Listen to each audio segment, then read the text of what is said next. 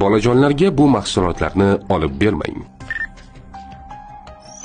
Chuqur ishlov berilgan mahsulotlar bu ishlab chiqarish jarayonida bir nechta ishlov berish bosqichlaridan o'tgan, tabiiy holatda bo'lmagan oziq-ovqat mahsulotlaridir. Bu mahsulotlarga shirin yogurtlar, sirok, chips, chupa-chups, kireshki misol bo'la oladi.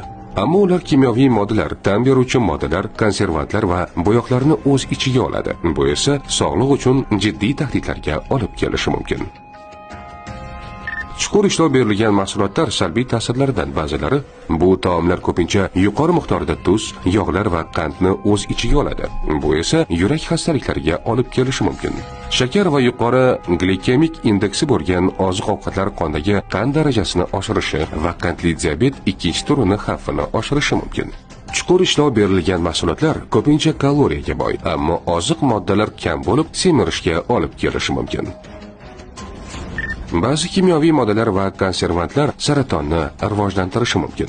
Bu mahsulotlar organizmning moddalar almashinuviga ta'sir qilib, turli kasalliklarni keltirib chiqarishi mumkin.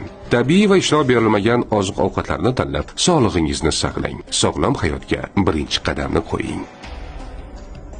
Salomatlik va strategik rivojlanish instituti ijtimoiy tarmoqlariga obuna bo'ling.